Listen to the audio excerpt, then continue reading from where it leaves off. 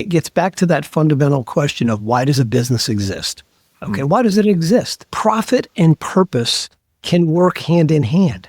So what I try to tell people is that when you instill purpose into your culture, when you instill purpose into your strategy, there are definite benefits. It will ultimately increase your bottom line, okay? There's data out there that says customers will switch brands to go to a brand that partners with a charity that they're passionate about or a cause that they're passionate about. It will increase your employee retention. People will want to come work for you. So that's your recruitment angle of this.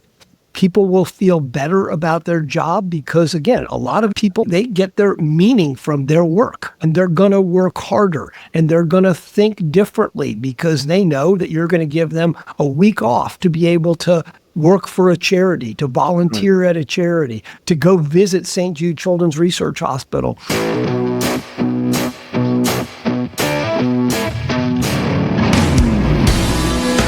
Welcome to episode number 6 of the 2025 IVI podcast, where I talk with innovators and visionaries making an impact. And do I have a guest today who checks all the boxes multiple times? Almost everyone has heard of the St. Jude Children's Research Hospital, but not many people have heard the backstory. And even fewer have the opportunity to hear that story from a past president whose family has been involved with St. Jude for over half a century.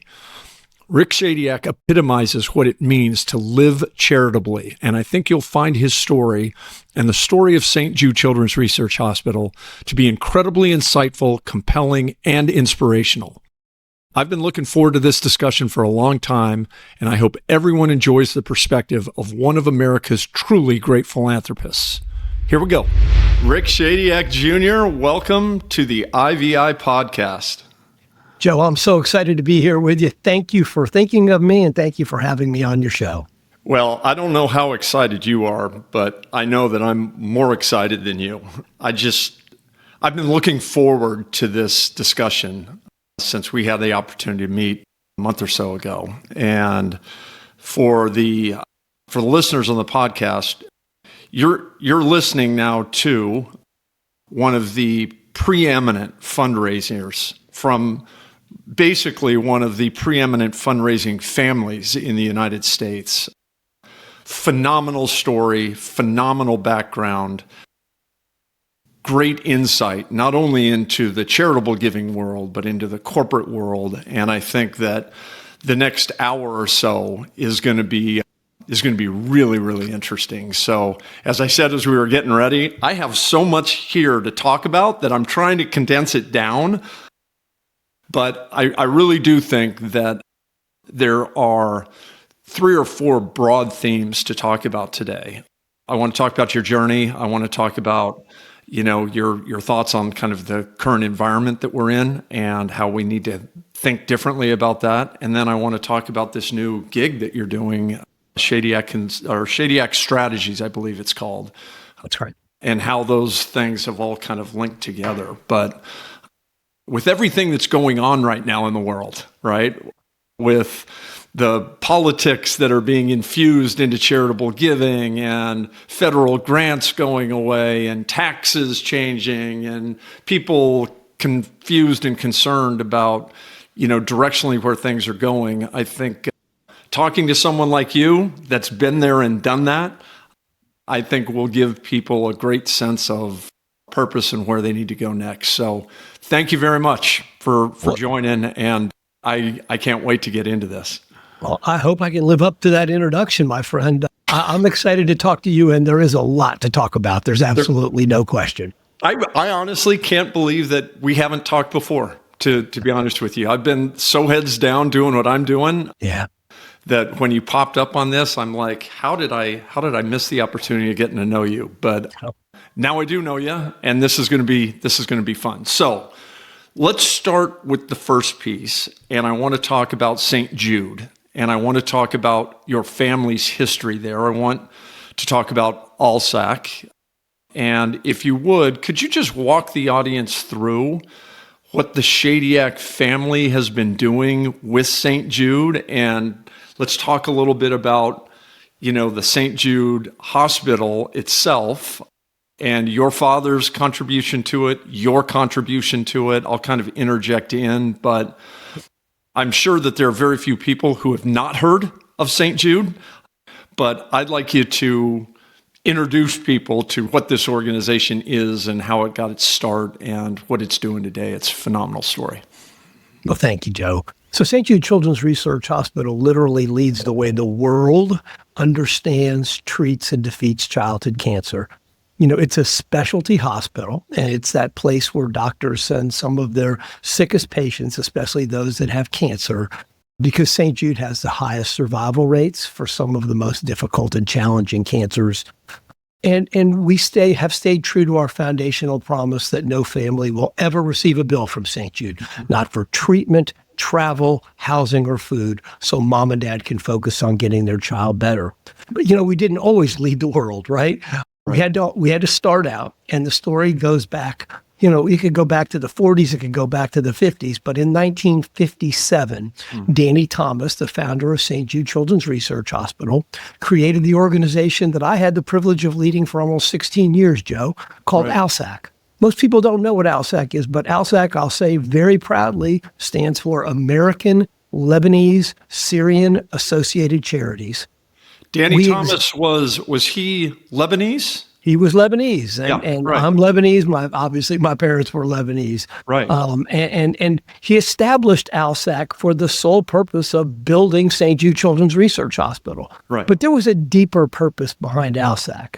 The deeper purpose that I know attracted my father and that first generation was the idea that we were saying thank you to God and the United States of America for giving my grandparents, their parents, the opportunity to come to the United States of America and to make a life. So we were paying it back and saying thank you.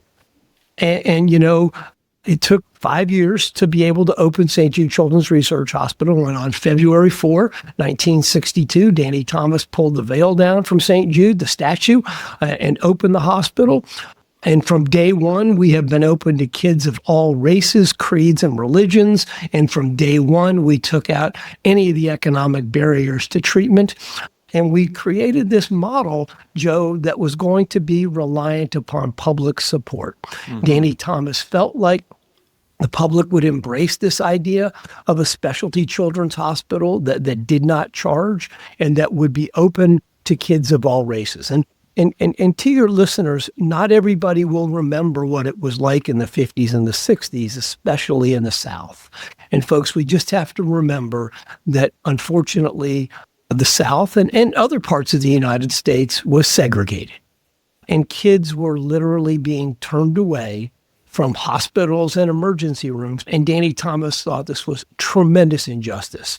And that's that was one of the reasons, because I dug in a little bit. Yeah. And the first question I asked is, why Memphis, right? I mean, that was kind of a interesting city to choose, but it's directly related to that, isn't it? It's absolutely directly related to that. He was deeply moved by a story that he read in the newspaper about a black child that had been hit on his bicycle, Joe. And he went around to multiple emergency rooms around the greater Memphis area and was turned away because he was black. And Danny Thomas found that to be completely unacceptable. And that provided the impetus to put it in Memphis. And then he got connected with Cardinal Stritch. His first parish was in Memphis, and he helped Danny Thomas obtain the land. And then Danny went around the United States, and this is where my family comes in. And Danny went around the United States asking people that were of Lebanese and Syrian heritage to join him in creating St. Jude Children's Research Hospital. And there were 100 or so benefactors to begin with, right? Yeah. All Syrian, Lebanese background people, correct? I mean, that was not all. There was a nucleus of it, correct? There was a definite nucleus of Arab Americans that rallied behind Danny Thomas to support that incredible vision. It's incredible. Yeah, it is incredible. I mean, I think about it today and I wonder whether or not I would have joined that. I think about, the way you and I are trained today, Joe. I know you got an MBA. I'm a lawyer by training. My father was a lawyer by training. Yeah. I think you and I would have asked for spreadsheets. We would have asked for what's the business model? Right. This is a startup hospital. It's not like they had patients and they could say, here's the survival rates and here's what we're going to try to improve. They took a incurable disease. That's the other piece of this. So the first disease that they tackled was leukemia. And leukemia had a survival rate of 4%, acute lymphoblastic leukemia. And due in large part to the research and treatment conducted at St. Jude, leukemia now has a survival rate of 94%. Just absolutely incredible. And the cure for leukemia was actually found at St. Jude in the 1970s. So within a decade after they opened their doors, they found a cure, meaning more than 50% of the kids would survive for an incurable disease. And that's the beauty. It's interesting. We have kind of a parallel here because I don't know, but I read about Dr. Donald Pinkel, who was the doctor that came up with the cure for ALL. Correct. And the reason that I know about him is because my father contracted another form of leukemia when he was young. It was called acute promyelocytic leukemia, or APL. He got it when he was in his mid-40s. It was early 80s. There was literally no cure for it at that point. There is now a cure for it. And, he passed away in 12 days after being diagnosed because there was just no cure for it. And as I was doing the research while he was sick and trying to understand that, Dr. Pinkel and his research in childhood ALL popped up. And I just remember thinking to myself, Dad was just born a little early because they're getting very, very close with the with the cures. And lo and behold, now, if my father had gotten APL today is curable and you're survivable, and they know how to do it. And a lot of that is due to the work that occurred inside of your hospital. It's just incredible to me. Wow. I'm so sorry to hear the story about your dad, but what a powerful story, right? And that's why it's important that St. Jude not only does this research, but then freely shares that research so that, families and patients all around the United States and now the globe can benefit from the work that's taking place in Memphis, Tennessee. Well, when you started accepting children, I think the survival rate was something like 20%, or we could talk about it the other way. The mortality rate was close to 80% for those kids. And now, today, that number is down to 20%, isn't it? Isn't that where we are right now in survivability rate for childhood cancer? You did your research, my friend. You are correct. It was the overall survival rate for childhood cancer in the United States, Joe, in the United States. Just in the U.S., that's correct. What was 20% when we opened our doors in 62, and it's 80% today. But let me just say this, Joe. That still means 1 in 5 kids in the United States who are diagnosed with cancer are going to pass away. And Joe, if you're the mom or the dad, and I'm blessed to be the father of 2 amazing kids, healthy kids, if you're the mom or the dad of that one matters. And that's what St. Jude will continue to work on because of the great public support that it receives. Let's talk a little bit quickly about Danny Thomas. I mean, he's Hollywood royalty, daughter's Hollywood royalty. He embarks on this journey. I mean, it's an incredible story. I mean, St. Jude, where did that name come from? I mean, I know what St. Jude is, and so I'm assuming that there's a connection there. But talk a little bit about him because, Danny Thomas, I know Danny Thomas, but generations behind us probably aren't really aware of who this guy was.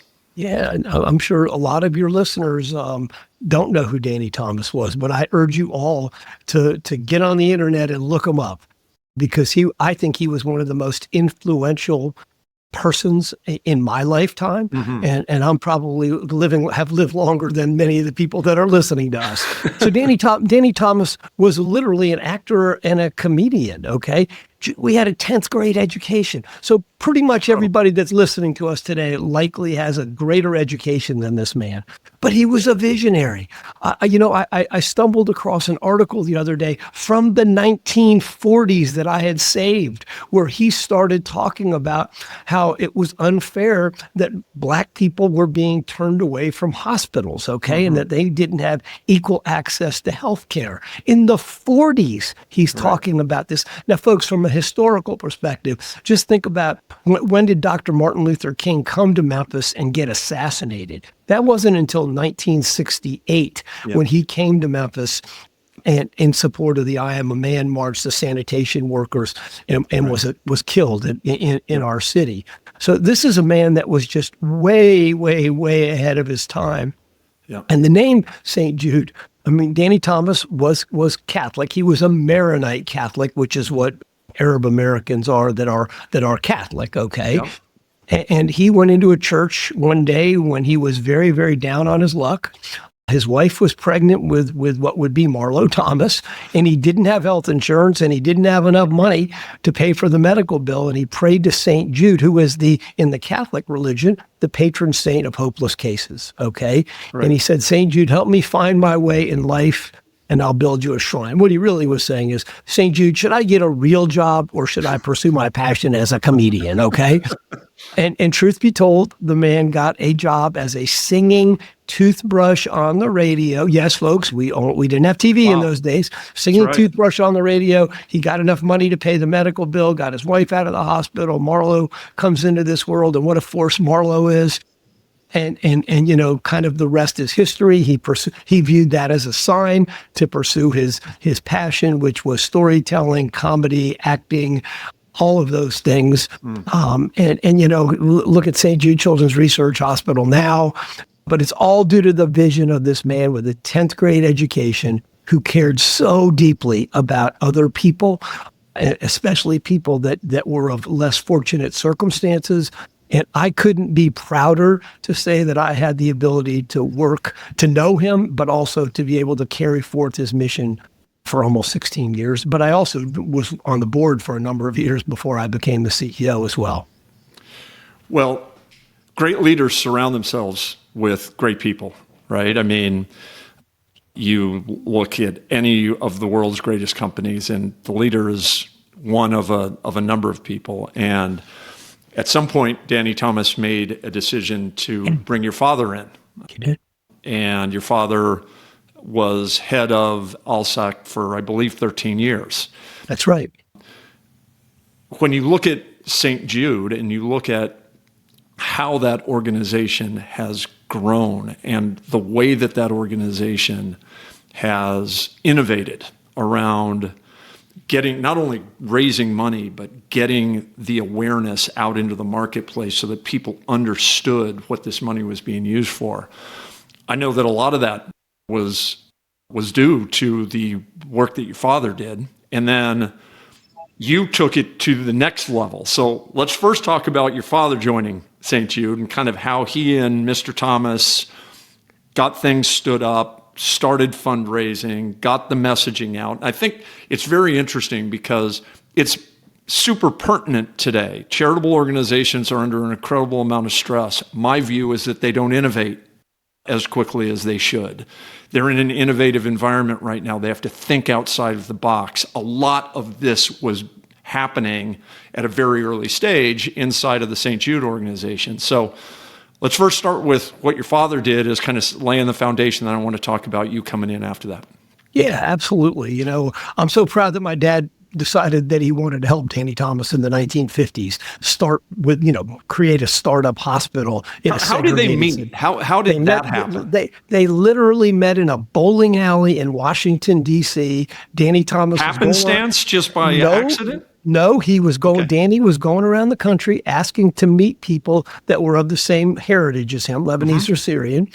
And he and this gentleman by the name of Mike Tamer, who was the first CEO of ALSAC, reached out to my father, and they asked my father to bring a couple of his friends with him, and he did. Yeah. One of the persons that he brought with him, Joe, was my dad was a lawyer at the Department of Justice at the time in the antitrust division. He brought his boss, who happened to be Lebanese too. His name was Bud Rashid, and he would go on to serve as a CEO of ALSAC as well. Oh. And then he brought his best friend, a doctor by the name of Edward Soma. And they met in a bowling alley in Washington, D.C. Danny Thomas told him what he was trying to do. My dad told me vividly. I remember the conversation vividly. The way my father conveyed it was that he said he wanted to build this hospital. He wanted to treat a catastrophic disease, and they were talking about leukemia already, an incurable disease. And he wanted to open this hospital to kids of all races, creeds, and religions, and he wanted to take away any of the economic barriers. There's so many questions I would have asked if I would have heard that. Right. And then my father says that they really only asked one question. They said, Danny, why are we going to do this? And why in Memphis, Tennessee?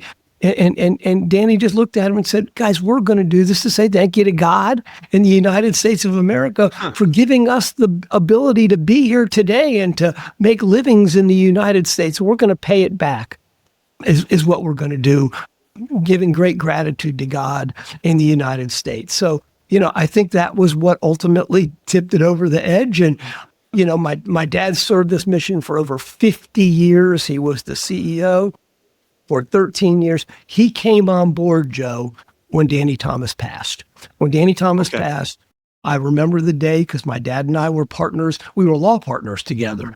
And I remember the day that multiple board members flew into Washington, D.C., met with us at our law office in Northern Virginia, and the door closed, and they asked my father to step into leadership, to leave the practice of law, to stop being on the board as a board member and to become a member of management. And I remember my father walking in after that meeting and saying, son, the law firm is yours now. I've made a decision to lead ALSAC. And I credit my father so much, Joe, number one, with the courage of doing that, because he was at the peak of his legal career. He was just a fantastic attorney. And then secondly, man, when the face of your mission passes away, so the face of our mission was Danny Thomas. Yes. He was everywhere, right? He was. Yep. So you lose your founder. He had to come up with a new approach. And what he said, he told me again, it came to him in a dream that the answer was so obvious who was going to become the face of St. Jude Children's Research Hospital. The patients. Yes. The patients that we serve. Yeah, and absolutely. The patients and the families are what we are all about. And we know that America is going to fall in love with our kids and their moms and their dads because they're our neighbors. They're just like us. And but for the grace of God, it could have been any one of our kids that got, hit with a cancer diagnosis or another catastrophic disease. It was brilliant. And we carry on that strategy. We carried it on throughout my tenure, and I know that they're carrying it on today at St. Jude Children's Research Hospital in ALSAC. Okay, so your father meets with Danny Thomas. Danny Thomas basically tells him an outrageous story about what he wants to do. It sounds impossible if you think about it. We're going to create this hospital. We're going to treat children. We're not going to charge anybody to do this, right? We have to go out and we have to start. Okay, and your father doesn't walk away and say Danny Thomas is crazy. He rolls up his sleeves and says, okay, let's get started. How do you, and I don't know if you know this, but how did he take an impossible request like that and turn it into reality? Were there steps that he took? How was the mindset behind that? Because there are a lot of impossible things that people are working on right now. And in my sense, when you look at it, it's like, well, it's an impossible task. You have to take the first step and then the next step and the next step after that. But do you have any sense of how they got started with something as massive as this? Yeah, I do. So first of all, Danny Thomas was told that his dream was impossible. Right. His exact words, it's a task that will break your heart. That's what he was told by multiple people. And Danny Thomas actually flipped the argument on its head, Joe. Yeah. And he said, what will happen to these kids if we don't do this? Mm-hmm. Okay. And that meant that literally they would die. Right. Okay. So that undergird pretty much everything that first generation was thinking about. Right. The second thing, Joe, is, and I don't know how old you are, but I think we're of a similar generation, my friend. Okay.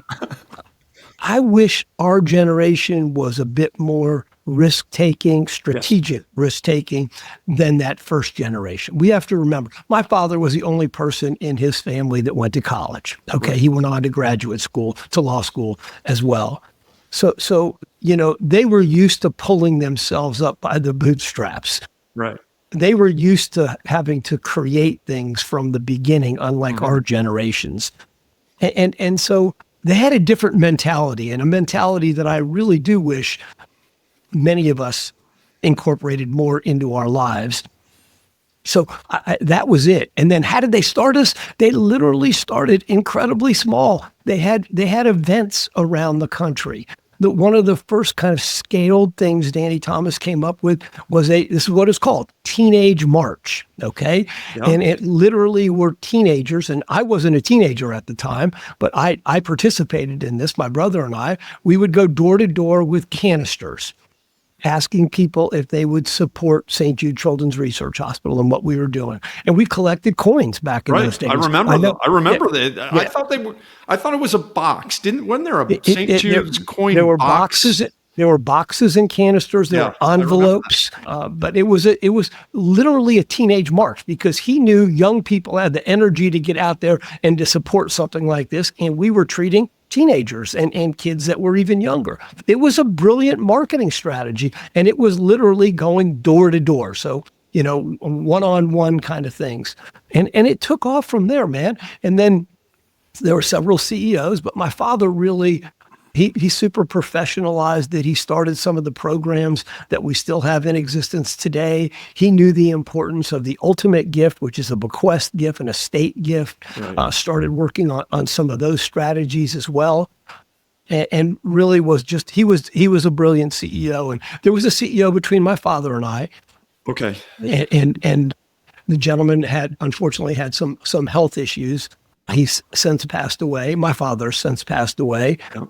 And, when he couldn't carry on his responsibilities anymore, that's when we started a search, and the board looked to me and ultimately asked whether or not I'd be willing to consider it. And I went through the process, and ultimately I was chosen and did serve for almost 16 years. Okay. So before we get to your tenure, which is fascinating in itself, Danny Thomas passes away.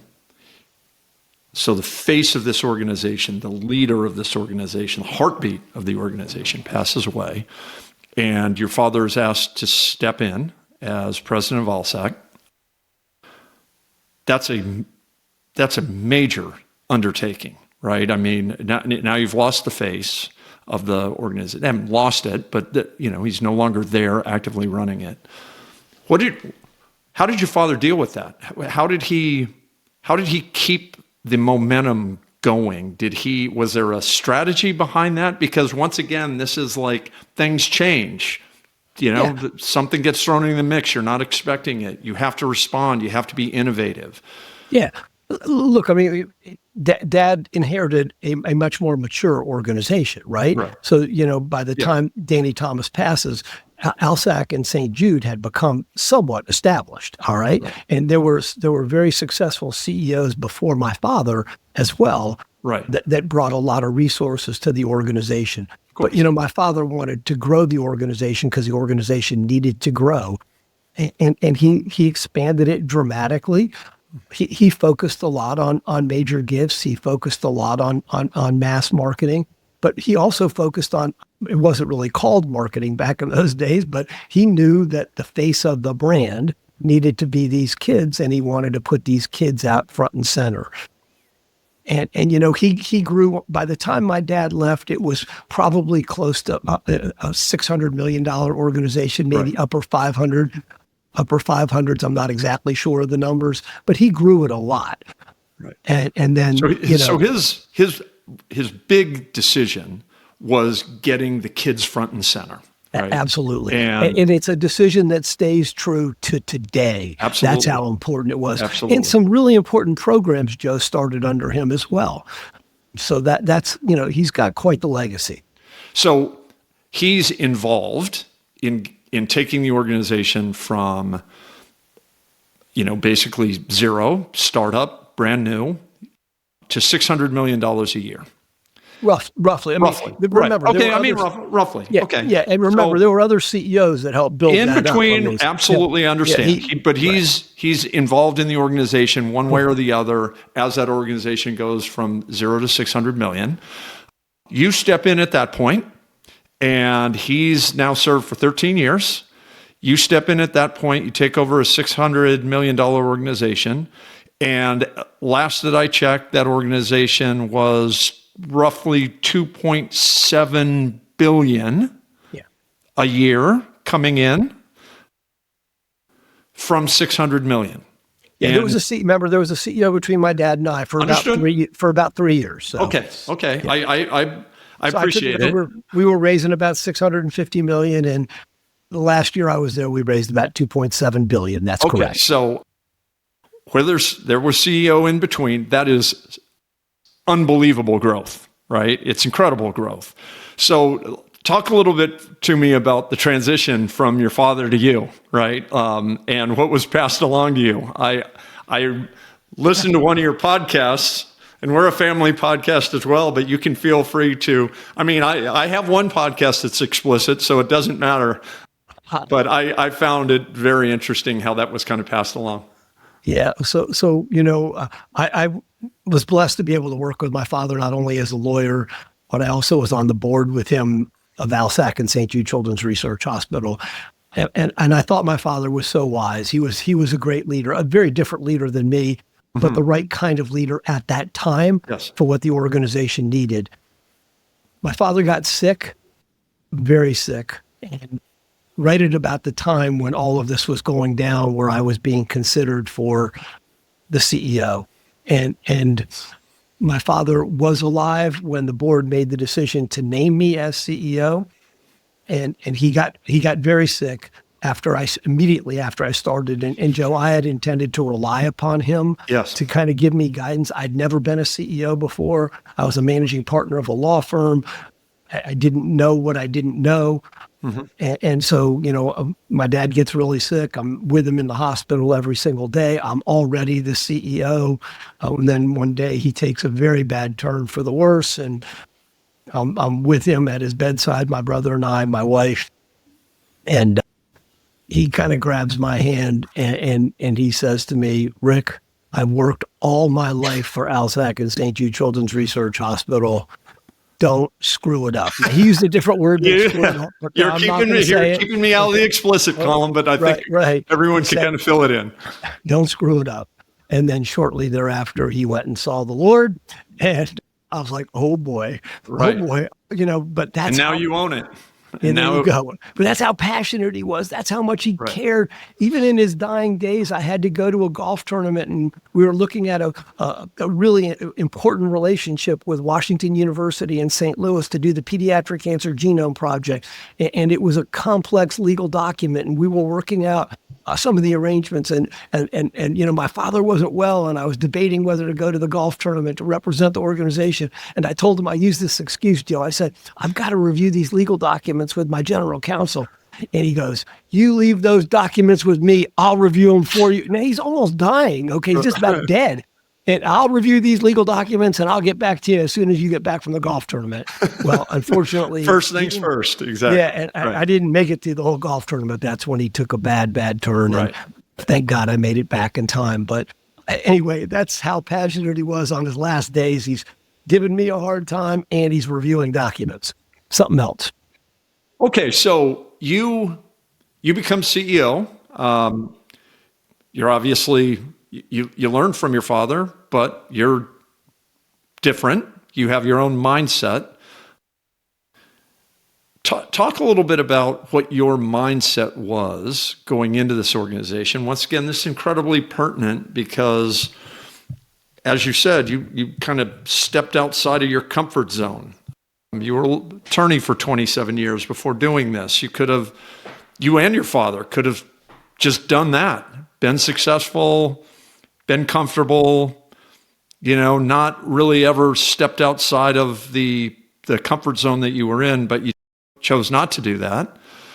And now you're inheriting this organization, incredibly important work that's being done. So the amount of pressure you must have felt had to be massive, following your father, success in his own right, all these other successful CEOs before you.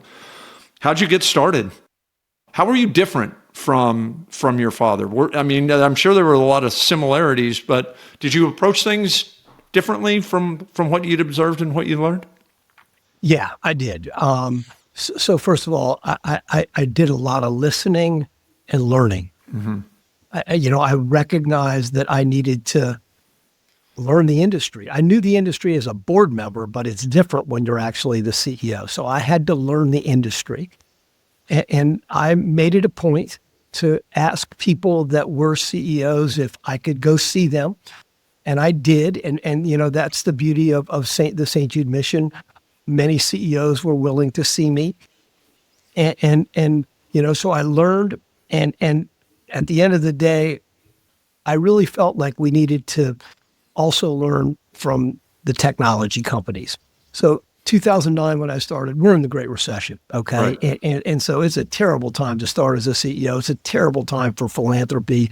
Philanthropy kind of lags the general economy. Right. And so we don't come out of this for a couple of years because people were building back up their wealth and things like that. A lot of folks may not remember how bad things were in 2009, but they were terrible. They were bad. That was the banking crisis. I remember. Yeah. We didn't have enough money to do this major project, the Pediatric Cancer Genome Project that I spoke about earlier with Washington University. And we needed $60 million, which was a lot, and we didn't have it.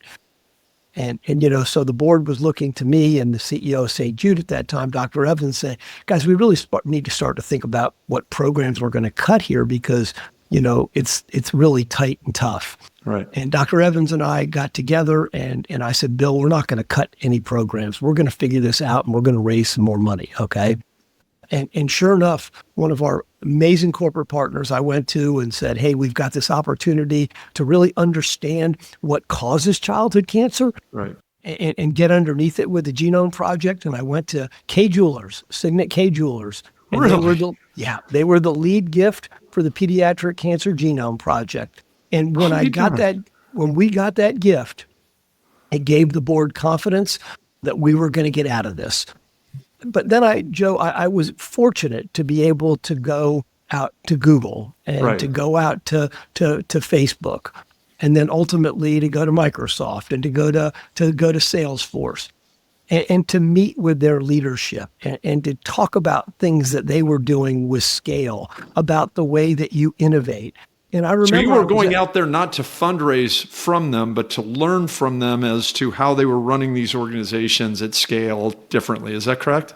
That's correct. Okay. Now, did I have an right. ulterior motive too? Okay, we can wink at each other there a little bit, but no, I wanted to learn. Yeah, and Google was really fantastic because they invited us out several times, and so I would bring my leadership team. We would go and do these workshops with them, and I just remember one of the first things that struck me, like, this is going to be really productive, because I don't remember the name of the executive that was leading this.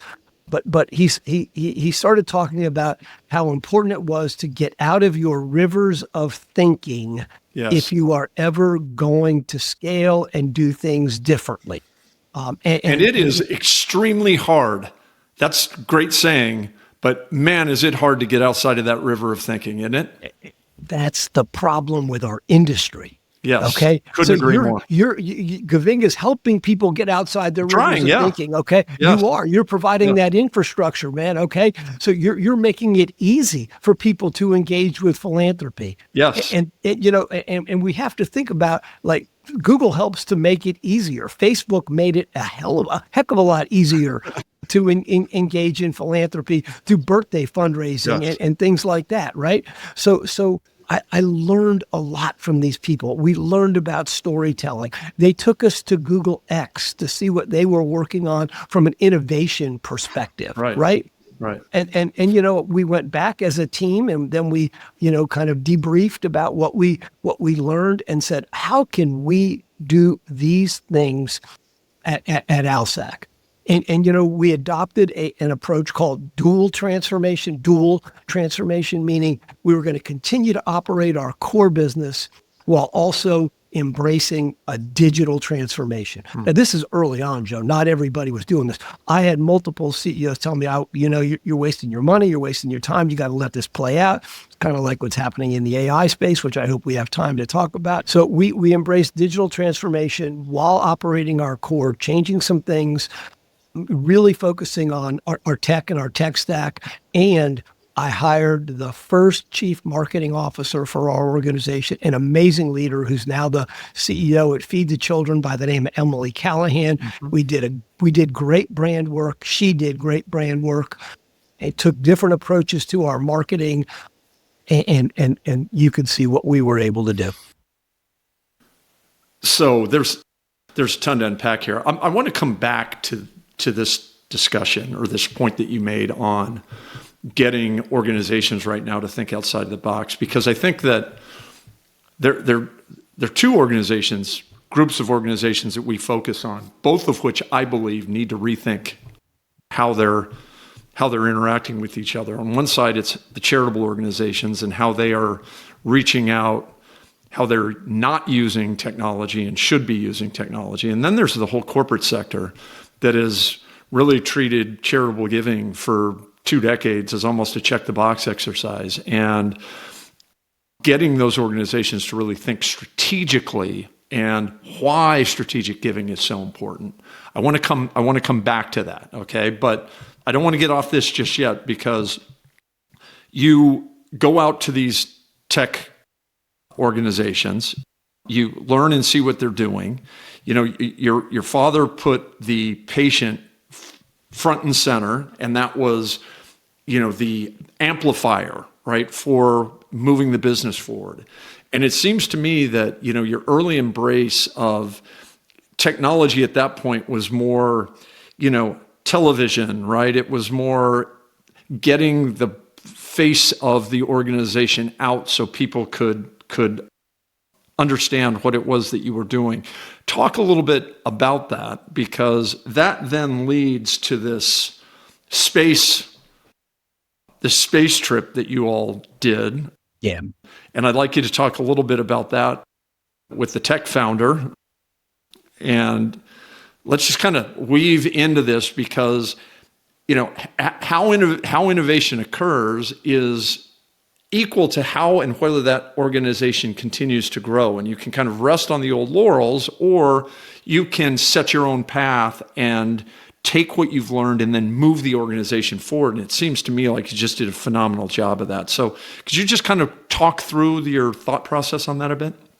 Yeah. So look, I mean, the way I looked at this was, we were in the Great Recession in 2009. Okay. Yeah. We definitely had to cut some things. One of the other pieces of advice my father said to me was, you're not going to cut your way out of something like this. You certainly need to make cuts, but then when you make cuts, some of that money has got to go get reinvested back into the mission. How would you do that? What do you believe in, Rick? So, I was looking at the space, Joe, and at that time in 2009, 2010, you guys can all go check. A lot of charities got out of the direct marketing space. That's right. Okay. Mail was a simple thing to cut, and it cost a lot of money. They got out of the direct response DRTV space, the commercials on TV. And I said, well, look, guys, if everybody's getting out of this, we're going in, because I genuinely believe that even if people have less money, they have less money because of the Great Recession. If we'll sign them up, instead of at $19 a month, let's sign them up at $9.99 a month. Okay. When they come back around, they'll remember us. We'll get those folks. So we went in when everybody went out, and we rose exponentially. We also did invest in TV. I thought it was important to be in front of people and let people know what St. Jude Children's Research Hospital was. But we didn't do it for awareness. We did it for awareness, but also to drive action. Okay. Right. And our ads they're very intentional. Okay. They so are. We're looking, we're looking to get people to be partners in hope. We're not looking for one-time donation is wonderful, but we'd love to have you engage with us on a monthly basis.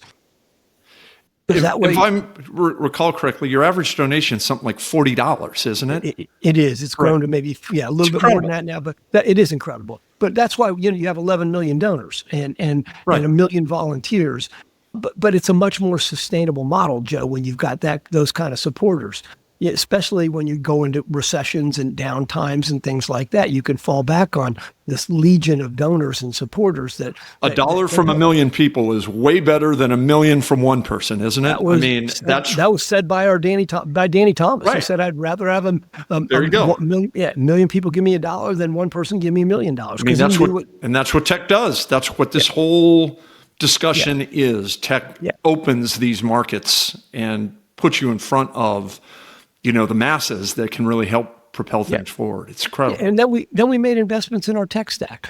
Again, thinking very differently, Joe, and this is something I would implore not-for-profit leaders to do. Hire from outside the space. Yes. Okay, I hired a guy from Hilton to be my chief information officer. Robert Machen came to us, served us for well over a decade. He thought very differently, okay? Yes. Incredibly differently. And he instilled those kind of principles in our organization. And we went deep into digital and, into email and embracing social fundraising. So those were the kind of things that we did that ultimately allowed us to scale. So we grew our supporter base. We grew the amount of money that people were given to us, and then we looked for new audiences. Okay, right. And that brings us to the Jared Isaacman space mission. If you want to talk about that, yeah, I do. There's an important point here. I just want to comment on it. What drives me crazy right now in the charitable world is change is underway, right? And change is inevitable. A lot of it feels like it's being forced upon these organizations. And I read a lot about how these organizations are responding. And what drives me crazy is the word cut is the most frequently used verb that I read, right? Because of this, we are going to have to cut that. Because Washington has stopped funding the way that Washington funded, we are going to have to cut programs. And I'm screaming at my computer as I'm reading this saying, no, you have to rethink how you are raising. You don't have to cut. You just have to reassess and then innovate around that. Find the places where assets reside right now. Link more closely together with corporate America. Reach out to individuals, but you have to change your mindset. Yep. And if there's anything that I've learned in working in the charitable sector for the last decade is how slowly these organizations move. And I think your point of bringing in outside expertise to really shake up that mindset is just critically important right now. And I don't think we can talk about it enough. Joe, I agree with everything that you said. I think our industry has a tendency to be risk averse. And I was blessed. My board understood, the board at ALSAC and St. Jude understood the importance of making investments in our tech stack, making investments in our brand. They understood and ultimately when we convinced them to make investments in AI, they understood the importance of it. Now, they want it to be measurable. Okay, I've got to provide a return on those investments. So I think they were brilliant in the way that they allowed us to handle those things. But listen, as I've spoken to more and more CEOs and spoken to other boards, not all boards think that way. Okay, there is a risk aversion to your Absolutely. point. But let me just throw out a couple of statistics, which I think stats are kind of boring sometimes. But there's almost 2 million charities in the United States. Right. Okay, that's a lot, and about 1.5 million of them I think are 501c3s. Okay, so they're raising money, and then you think about the fact that for decades and decades, charitable giving has been stuck at 2% of GDP. Okay. Right. So it's a finite bucket, right? And if you've got all these charities and they were growing, my statistics are a little old because I don't know how much they update the number of charities, but in 22 there were 2 million. Right. So you think about it, there's increased, I hate to use this word, competition, but there is increased number of charities looking for giving. Right. And then in the last couple of years, Joe, we have to remember 2 out of the last 3 years, when you factor in inflation, charitable giving has been negative, okay? It was up slightly in 24, about 3% when adjusted for inflation, but it was negative the 2 years prior to that. And this is fundamentally important. Less and less households are participating in charity. I think the number now is about 49% compared to 66% just a decade ago. And there's a lot of reasons behind that. And wealth inequity, tax law changes, the doubling of the standard deduction. There's a lot that we could get into that's probably boring to your listeners, so I won't go too deep into that. But there's a lot there. So when you put all that together, I think it's a difficult environment for charities, but it's one where they have to think outside the box. And that's where bringing people in from the outside, like a person like Joe Phoenix, who comes from the tech world and finance world, you think differently than people that have been in this space for decades and decades. That's the kind of thinking that not-for-profits need, and they need to compensate them, okay? I tell people all the time, two things. It's okay to act with a little bit of capitalist intent here, right?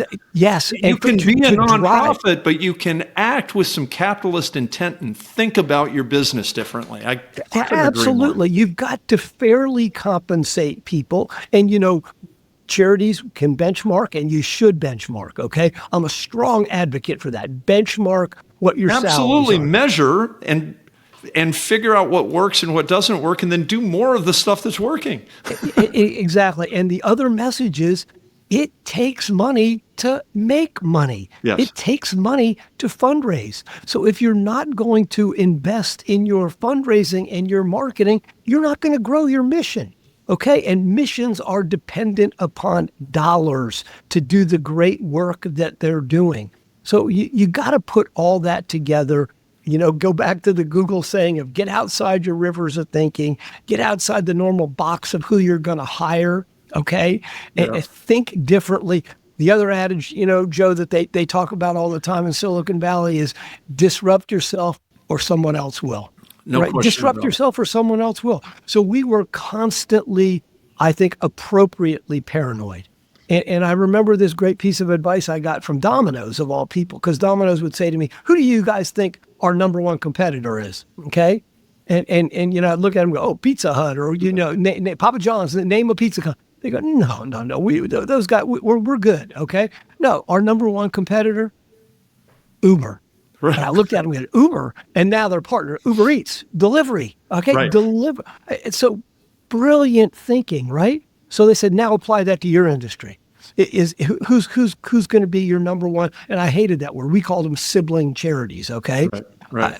And I actually said, I think it's going to be the tech companies. Right. Because tech companies provide platforms. Okay. No and so, so go embrace them. Let's partner together. Right. You think about the amount of money that's raised on Facebook, for instance. Think about, the amount of money that can be raised on Gavinga. I mean, these are all great. So embrace them. Charitable organizations. So we could talk about this forever. Charitable organizations' mindset has been, we have these very large, important donors, and we have to constantly keep them happy, and we have to run these golf tournaments and do these black tie events. And while they're thinking about that, all of this technology has grown up around them, and all of these companies have grown up to help them access more people more easily.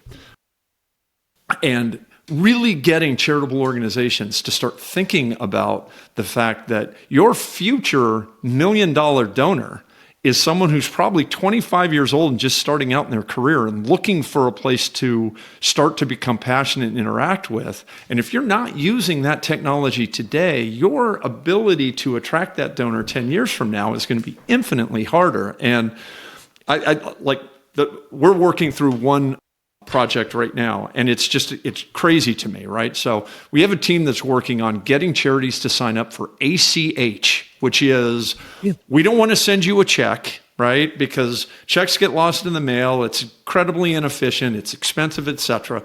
So we just want you to sign up for ACH. It has been incredibly difficult getting charities just to sign up for ACH so we can process and push money to them electronically. And it's so counterintuitive that I'm like, well, of course. I mean, ACH, that's easy. You get every charity on the planet. They know about Gavinga or any of these other tech companies. The first thing that I would do is if I was a charity is I'd go online and say, do you have ACH? I want to access these funds as quickly as possible. They haven't gotten there yet, which is just interesting to me. And I think that someone like you being out in the marketplace can really help move that along. And we'll get there in a minute with your new gig. But I believe charities really need to hear from the Rick Shadyacs of the world on, listen, change is inevitable, right? And things are going to get thrown at you. It's going to be difficult at times for you to raise money, but cutting is not the solution. You have to think differently and think outside the box. So, Joe, let's just hit on one thing that you just said, because it's so important, okay? And I want to urge all charities to think about this. I mean, let's be honest. Our industry was really late in adopting mobile payments. To a degree, we were guilty of it as well, okay? Yeah. But the reality is generations now don't use checks. Many folks don't use cash. Right.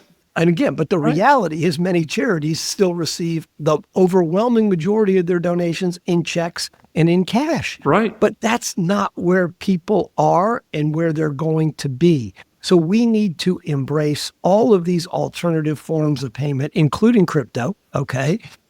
Because all of this it's got value, right? And we want to make it frictionless. I know some people don't like that word, but you want to make it frictionless, easy for people to be able to engage with our missions. So that's another one, and I hope that many, many more charities make it easy from all sorts of e-commerce and mobile payment options on their websites. And if nothing else, then at least credit card, and get recurring gifts on credit cards at the very least. But it's expensive, right? It's expensive. It is, and there are inexpensive ways to do this. Yeah.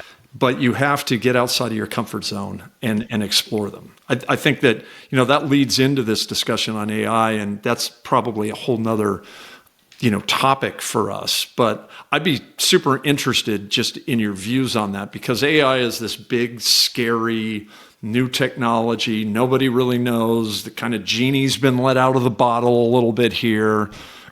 I think that there are arguments, and compelling arguments on both sides of AI is great, no, AI is terrible, right? AI is going to be the end of society. AI is going to be something that advances society. I kind of look at it and say, it depends on how you use it, right? It's this new technology, and it is technology on steroids, but boy, for the charitable world, AI seems to me to be a godsend. You just wrap your arms around how you can let technology maximize what you are trying to do, right? Without you having to go and hire 100 new employees, right? It's not replacing jobs. It's just making what you're trying to do better. I wonder if you've thought much about, I'm sure you have, but I wonder if you could just give me your views on what you think AI is going to do this industry. Yeah, there's a lot there, right? There is. Yeah. So look, we were early adopters of AI at ALSAC. We maybe more along the machine learning part of all of this, but we did a lot of predictive modeling, who to mail, who not to mail, what were our the best prospects from our donor list to go to a higher level of giving. So predictive analytics is wonderful. I'm a fan of AI. I think it has to be used thoughtfully and strategically. And at the end of the day, everybody's using it, and everybody should use it, and we should all be experimenting with it, okay? And I urge my fellow not-for-profit leaders to invest in AI. But at the same time, okay, I want everybody to do it cautiously. It has the ability to be a tremendous equalizer for small not-for-profits with the bigger not-for-profits. Yes. You can use it for creative purposes if used appropriately, right? You can use it for research. You can use it and not have to have as many people, right? Now, listen, man, I have major concerns with where all of this is going. And I've written an article about this that I'm hoping to get published here, and hopefully you'll see it. But I think the time has come for all of us to re-examine the role of a business or a corporation in society. And Joe, I'm worried that we're not having discussions today about the future impact of AI on the workforce and on the communities that are a part of all of our businesses, right? Mm-hmm. So businesses don't operate in isolation. Businesses, this is where I think it ties right back to charity. Businesses have to examine what their purpose is, okay? And purpose is a deep thing. It's why businesses do what they do kind of beyond profit, okay? Yes. Why does a business exist? It answers that fundamental question. Why are we here? Now, look, in many cases, and I could give you examples of companies that have embraced some charitable initiatives as part of their purpose, and it's tied to their strategy, and it's authentic, okay? Yes. But at its bare bones minimum, companies should also exist for their employees and to serve the communities in which they are based or where they operate. We need to have conversations about how small the workforce could become, what talent you're looking for, what skills can I develop so that I don't lose my job, okay? Mm-hmm. We need to have conversations about if ultimately 50% of the people are not going to have to work anymore, well, what are they going to do? Let's think about the fact that people derive a lot of their life's meaning from their work. Yes. What happens there? If you broaden it again and talk a little bit about the communities that businesses operate in, let's have a conversation about the energy demands of AI and what that means for all the households that are reliant upon that energy grid. At the very same time, it can make our energy grids more efficient. So, I mean, that's the positive of AI. But also, if these jobs go away, tax bases go away, right? And, that sense of community can erode. We've seen it. We've seen this movie before when manufacturing moved out of communities. So we've got to be prepared for this. Leaders have to be willing to be transparent and talk about both the positives, and there's so many positives to AI and tech, yes. But we also have to talk about, okay, what does this look like though? What's the intent underneath all of this in this massive arms race that exists today? Well, let's talk about corporate America for a minute here, because that was kind of my third piece, and you touched on it as it related to AI. I want to dive into that a little bit here, because sure. when I started Gavinga, one of my key tenets was that I didn't think that U.S. corporations were giving strategegically. I thought. When I looked at it, I felt, and I'm painting it with a broad brush because there are organizations, and you can, them on the top of your head, the Patagonias of the world, et cetera, sure. that have fully incorporated social aspects of their business into their for-profit aspects of the business. And I thought, well, this is just obvious to me, right? It's you have a company. I remember writing something when I first started, and I think I titled it "Milton Friedman Was Wrong," right? Because Milton Friedman's whole concept on why corporations exist, and it's the only reason that they exist is for the profit of the shareholder, is in its basis, it's correct, but what he misses, in my opinion, was that there are a number of ways to maximize your profit, right? And by doing things, away from just focusing on profit, but interacting with your employees, interacting with your community, putting your corporation in a position that differentiates it from your competition. It just seemed so obvious to me. But when we started and we built things and we went out and talked to companies and we got stuffed into the HR departments, right, and had the conversations there, I mean, it's very interesting that when you land in an HR department, it feels very similar to landing in a charity, right? Very risk averse, worried about their jobs, don't want to shake anything up. And you go in with these kind of ideas on strategic giving and how corporations should be rethinking this and how they should be interacting with their employees and how they project this out into the marketplace. And it's just been more difficult than I thought it would be. And that's just a learning. You start a company and you're like, oh, this is a great idea. It's going to be easy. And it's never easy. But it's been perplexing to me why organizations, why corporations haven't seen what I feel is obvious. The more strategic you are around how you are interacting socially, the better your company is, the more competitive it is, the more profitable it is. And I just wonder, what do you think, how do you get companies moving in this new environment? How do you get them away? Because I really do believe that corporate giving for the last 50 years has been a check the box exercise. It's been, does your company give to charity? Yes, we've got this match program over here. And only 10% of our employees use it because it's arduous. It's very hard to work. The employee has to be super active. It's super inefficient, but we're just checking the box, we give to charity. And it's like, well, not only was that inefficient 5 years ago, but now that's dangerous today, right? Because if you're not thinking strategically, all of a sudden you're John Deere, Harley Davidson, right? You're trying to do something right, and then information gets out there that you haven't been controlling, and all of a sudden you're caught up in the political winds of charitable giving.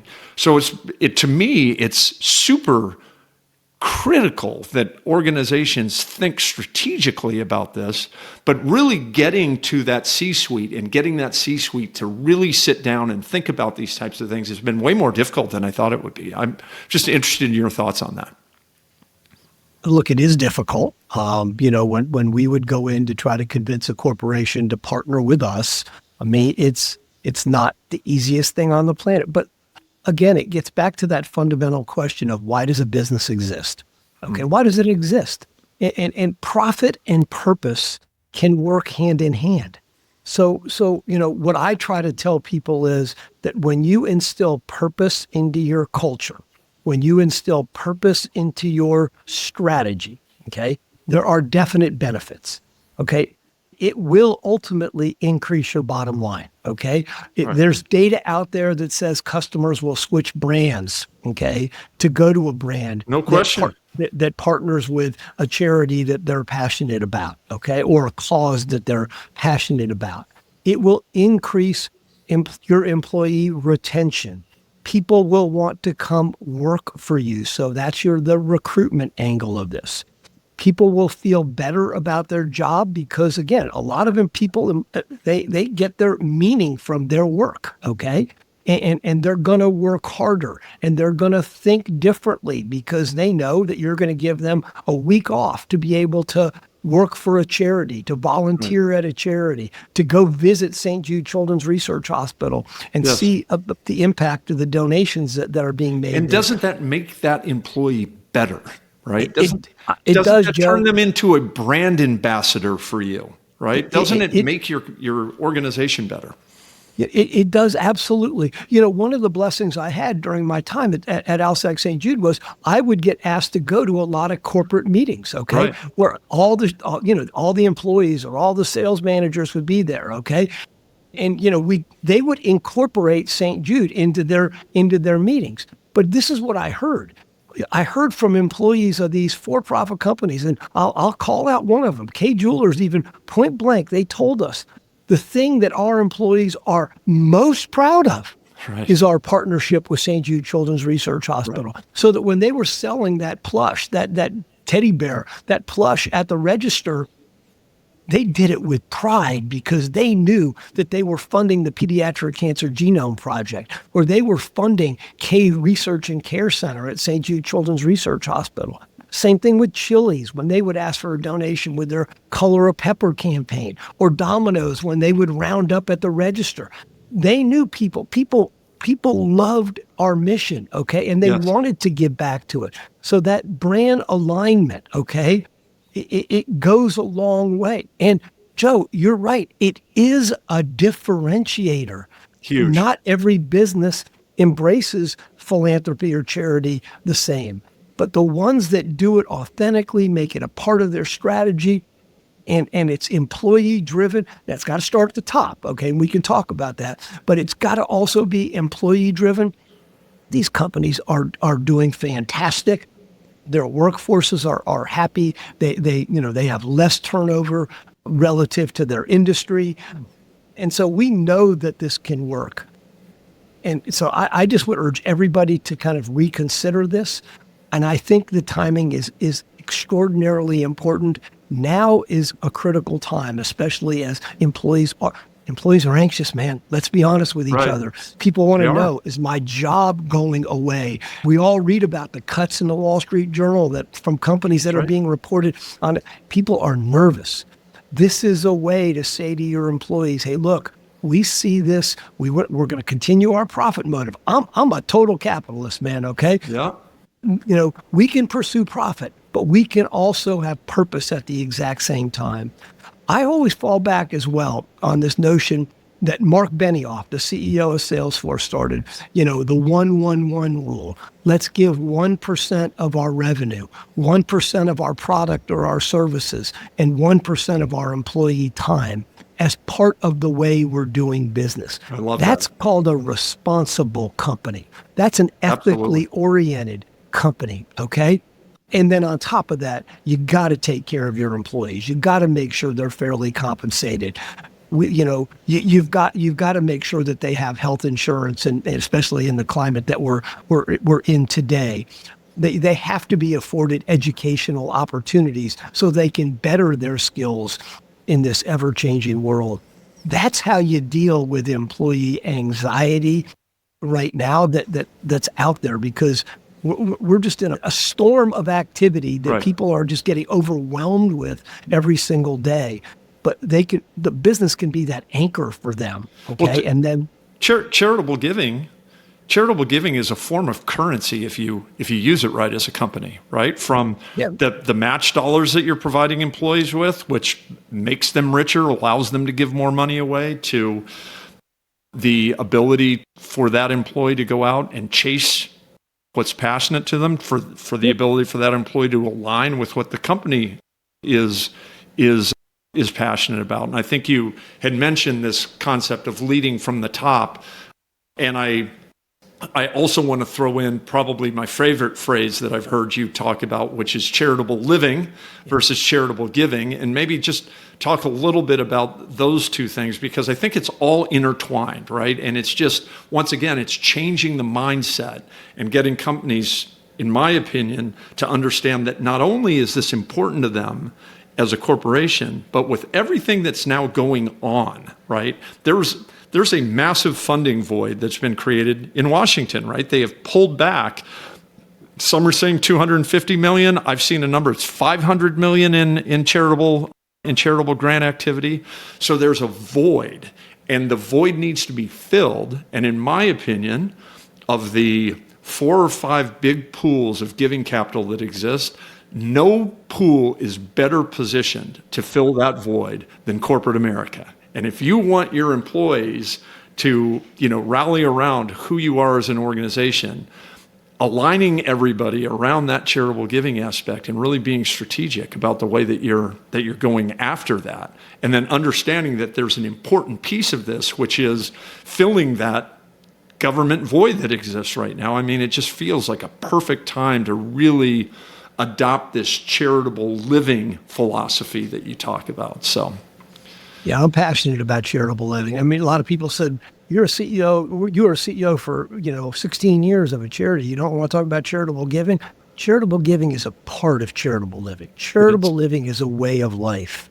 Not everybody on the planet is capable of making a charitable gift, but we're all capable of serving, of giving back Acting to charitably, others. right. Acting charitably. So it's a way of life. It's a way of showing kindness.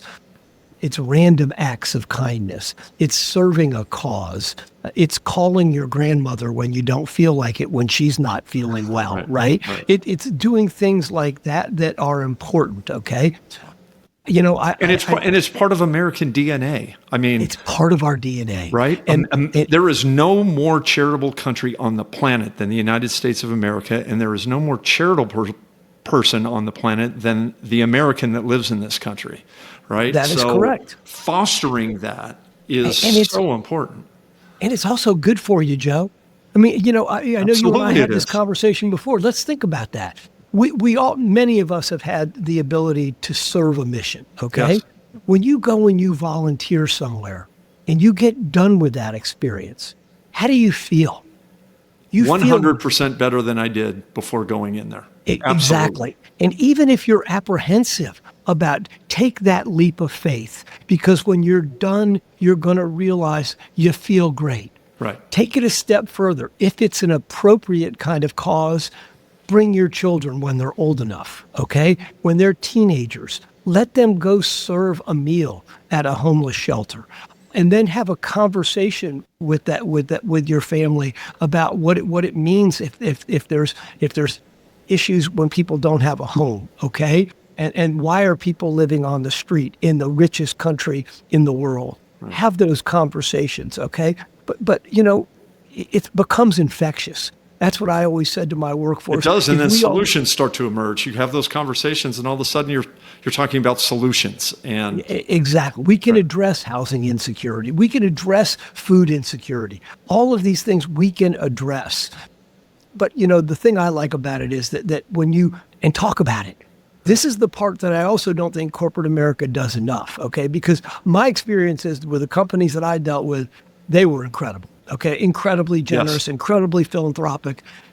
I always say this: communicate, communicate, communicate. Yes. Tell your employees about the great things that the company's doing. Tell your customers about the great things the company's doing. Tell your prospective customers about the great things your company is doing. Don't be boastful about it, but we served at St. Jude Children's Research Hospital. We're going to impact the 400,000 kids around the globe that are going to get cancer. Talk about that, okay? Set a goal. Corporate leaders need to set goals. I couldn't believe it when I sat down with the CEO of Domino's and we were negotiating a $300 million commitment to St. Jude. And it's the largest commitment ever made to a pediatric hospital in the United States. $300 million. But he had the courage to say yes to that. That's the ethos of Domino's, a pizza company, okay? Because they're so committed to giving back and giving back to the communities that they serve. And I could tell you stories about each and every one of our corporate partners. I was in Williams-Sonoma the other day because I just bought a house and we were looking at some furniture. And yes, I did buy my furniture from Williams-Sonoma, a corporate partner of St. Jude. But their St. Jude branding was all over the store. We're in our Thanks and Giving campaign right now. Yes. That's all of their associates were wearing St. Jude pins. I mean, that's incorporating a mission into your company and into your culture. And they were proud to ask, will you make a donation at the register? It was literally where you check out. That's what we're talking about here. And we know that people will give when asked at the register. So those are the kind of things we're talking about. But Joe, it does start at the top. I mean, it has to start at the top, right? Yeah, just has to. My experience is that a CEO has to have buy-in on this. A CEO has to be passionate about it. And what if a company is looking to get into it? This is what I ask people all the time. So we're not doing this right now, but we want to. How do we get started? So I have the conversation where I would say go to a CEO and say, hey, what do you care about? Right. Okay, what do you care about? Why did you start this business? Okay, beyond trying to make money, there's something underneath of what you did. Okay, why? Get to that why. Okay, and then be creative in thinking about ways that your mission can then interact with that company. Okay, encourage the company to include the mission in a campaign that they may be running, a sales campaign. We're going to give back 5% of all of our net revenue for every product that we sell here to this charity. Okay. Right. Do co-branded advertising with them. Put that logo up of, be proud of who you're supporting. Do your due diligence and make sure you're supporting a great charity. And then, go volunteer. So what does that mean? You can volunteer at the organization, but even more so, Joe, you're brilliant. Okay. You're a tech guy. You're a finance guy. Go help a charity with their tech stack. Exactly. Okay. Volunteer. Pro bono it. Board. Exactly right. Pro bono it. Right. Serve on their board. I mean, there are things, if you get creative. Domino's allowed us so much intellectual capital on top of all the capital they gave us. They also lent us their intellectual capital. Okay. Right. Their executives serve on a couple of our boards. They were always, I could call up Russell Weiner today and say, he's the CEO of Domino's. Yep. I have a business problem. Will you help me solve this? And he would do it in a heartbeat, pick up the phone in a heartbeat. That's charitable living on top of charitable giving. Love it. So I'm cognizant of the time, but I don't want to leave without connecting all these dots, because Shadyac Strategies is basically your experience on both sides of this, and walking in and talking to not, at least what I understand. So maybe you could just walk us through what it is if I'm incorrect on this, but it feels like you are talking to the charitable world and you're talking to the corporate world, and then you're figuring out how to pull those two entities more closely together and get these organizations so that they're aligned, they're efficient, they're operating at these high levels. And I mean, it's such a logical idea to me that I'm not even sure you need to explain it, because it sounds like that's basically what we've been talking about for the last hour. But you nailed it. That's exactly what I want to try to do. I've been blessed to be able to work in this space for 16 years as a CEO and many years longer as a board member. I think I understand the space, and I want to bring the two together. And ultimately what I want us to do is all of us, corporate America, the employees that make it up, you and I, and then anybody on the street, to live charitably, to live a life where we're giving back while we're taking care of our families, we're making a living, but also giving back and improving the societies that we all live in. It's not complex, okay? But it does involve corporate America and not-for-profits. It does involve a little bit of a change of thinking. And in the not-for-profit space, we have to do business differently, especially in the environment that we're currently operating in. Well, you and I need to have a conversation after this, because all these things that you're talking about align almost perfectly with what I've been thinking about and what this industry is doing. And I think as you're connecting those organizations together, the magic that starts to happen is when you sprinkle technology into it, right? Because all of a sudden technology eliminates all of these inefficiencies and allows these interactions to occur almost seamlessly. So that'll be a fun conversation. And then we always have to remember the why, Joe. Yeah. The why. Why do we do what we do? Okay. At St. Jude, we did it because of the 400,000 kids around the globe that were going to get cancer. Right. Why does Feed the Children or Feeding America do what they do? Because people right now are food insecure, right? We have to remember the why, and that there are real people behind all of these causes. There's real research that's being advanced. So again, folks, as you start to think about all this, the why becomes so important, and demonstrating that impact is absolutely critical to your stakeholders, to your donors, and to your supporters.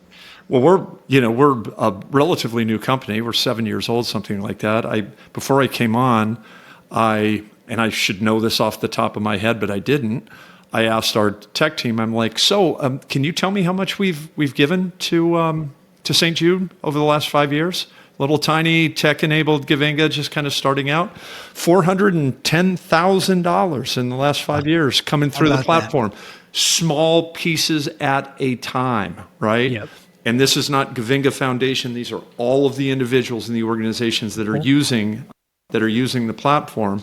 But there you go. Now just amplify that and multiply it. It's incredible. And that's going to help St. Jude. And that's the why right there. That's the why. And that's going to help St. Jude raise survival rates around the globe. Exactly. That 20% number is the number in developing in low and middle income countries. 20% survival rate. But St. Jude has a plan to get it to 60% this decade. Okay. Now we're providing free medications for these kids all around the globe. So it's well, and I listened to that. I listened to I believe it was a podcast that you did, and there were few people that were on there talking about that global initiative, and that's just kind of the next step for you, isn't it? I mean, it is. I'm so excited because we've got a partially solvable problem here in the United States, and we need to take that to the globe. These kids deserve a chance to grow up just like our kids, Joe. Absolutely. And, I think if I recall correctly, you were aligned with DAF Giving 360 on that. We know that organization, phenomenal, huge donor advised fund, thinking outside of the box, super innovative. So it'll be really interesting, to see how that progresses, because you're taking the model that has worked so well in the United States and then just transferring it over and setting those same types of goals overseas. So that's going to be incredible to watch. It's going to work, and it's going to work. I can't wait. We'll bring you back on, and you can show us how you did that. It's going to be. It's going to work because it's being powered by the giving public. Okay. Right. The public has embraced this. They want to help kids all around the world. And now the kids around the world are getting access to quality specialty cancer medications. They're getting it on a regular basis time frame. It's going to be the difference maker. We already know it's going to work because we've got partnerships in some of the more developed countries where survival rates have significantly increased when St. Jude goes in and trains the workforce, and now they're taking it a step further and actually providing the medication. So I'm so excited. There's no problem that's too big for you all. That's what I've pulled from this.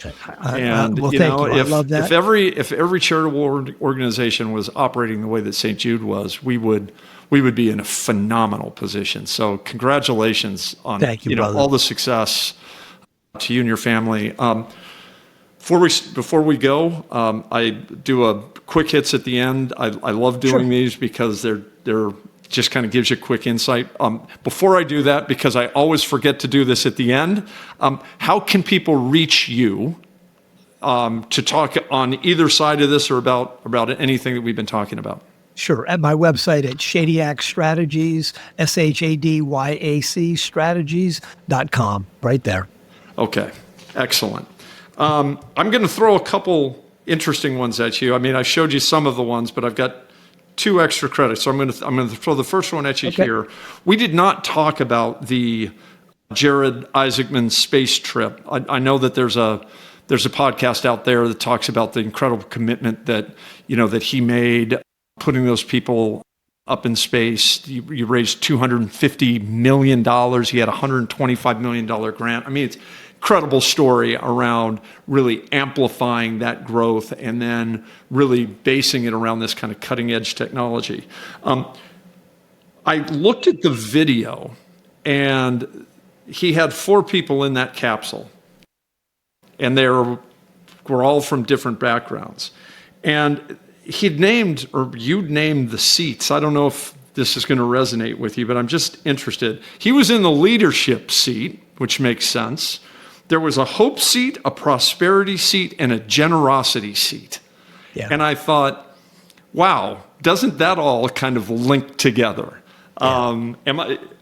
You know what I'm talking about, right? I do.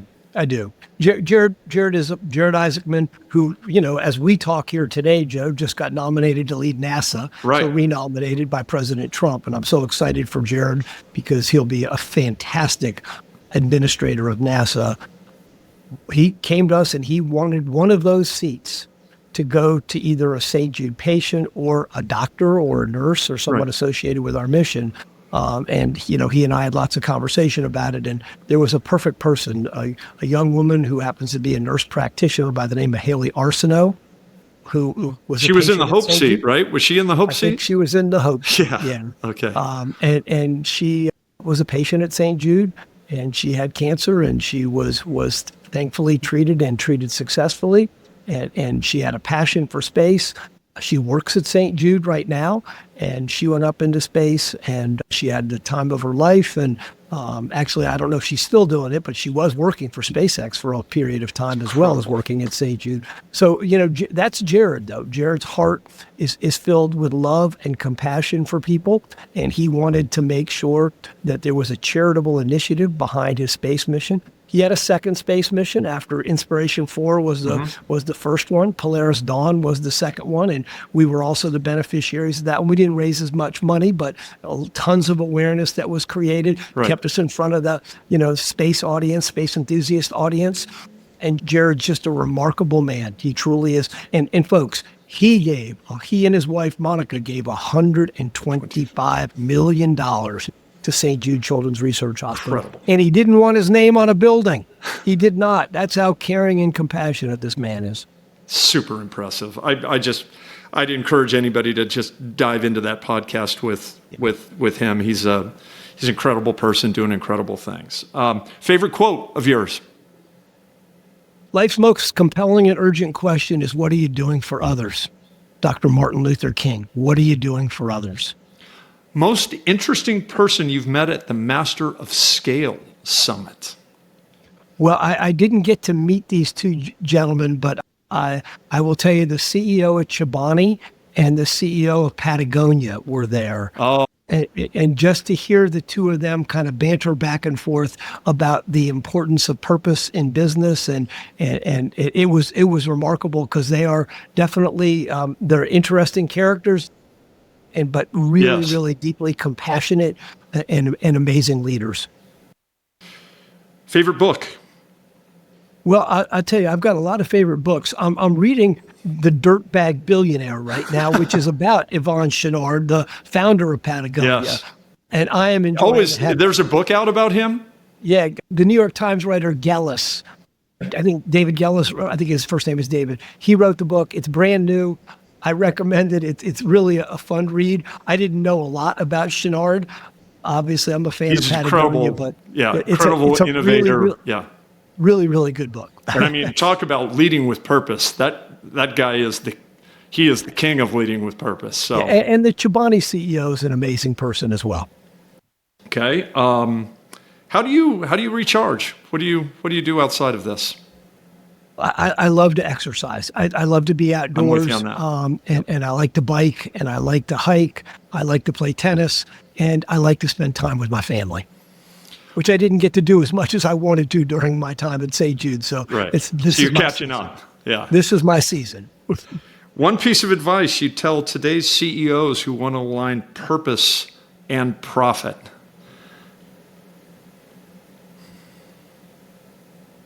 First thing I'd say is they're not mutually exclusive. Right. Okay. And I'd go back to the same saying that you and I started this out with: get out of your rivers of thinking. Yes. Okay. And that applies equally in corporate America as it does in the not-for-profit space, especially if you're not embracing purpose. If you get out of your rivers of thinking, think a little bit differently, look at some of the models that are out there, you can see that embracing purpose is completely consistent with profit and will actually amplify it. Awesome. Last question. And we didn't even talk about this, even though my daughter, who's a writer in Hollywood, wanted me to talk about this. But favorite movie that your brother ever produced? And for all the people who are listening here, you're going to have to go figure out who his brother is, but I'll give you an idea. His last name's Shadyac. So favorite movie ever produced? Or the one you enjoyed the most? How about Bruce Almighty? Bruce Almighty. Bruce Almighty. Yeah, I love Jim Carrey. My brother is just an incredibly creative and to talk about a guy that's living a purposeful life, because he's literally giving away his wealth and has started several different charities. And Just got tremendous compassion and passion for helping others. But Bruce Almighty, it made fun of my old profession of law. And so, I'm sorry, liar too. No, that was liar. Liar was mine. And Bruce Almighty, I love Jim Carrey, but liar was funnier than you know what too. So, well, and you know, made fun of my profession. In getting prepared for this, I had to go back and do my research. So we went back and looked at a variety of those movies to figure out. And I think, so I would say Liar from the comedy standpoint, but he did a documentary called I Am, which blew me away. And I mean, I think it came out in like 2010, 2011, but I just watched it and I was like, how pertinent. You could just change the date. How pertinent is what he was talking about after that bicycle accident that he was in, going out meeting with these world leaders. I mean, it's incredibly timely right now. I love that he asked every one of them if they'd heard of Liar, not a single one of them had. It was or Ace Ventura, or maybe it was Ace Ventura, either one of those. But that's great. Well, I'm sorry that this is over. To be honest with you, I mean, I think we've got through an unbelievable amount, but there's just way more that I'd like to talk to you about. So I can't thank you enough for taking time out. Congratulations. Thank you for all the success that you've had in the past. I'm super excited to see where Shadyac Strategies goes. Thank you. And I would just ask for you to take that brain full of knowledge and push it as much as you can out into both the corporate world and the charitable worlds, because both of those industries right now need expertise like you have. And I would encourage anyone who's thinking about trying to get outside of the kind of the river that they're in right now and think differently to really reach out and engage with you, because you've been there, done that, and what a phenomenal career. So thank you very much for the time. Really appreciate you coming on. Thank you, Joe, for having me. I appreciate it. I enjoyed talking with you, and we'll do it again. Great. Likewise. Thank you. Thank you.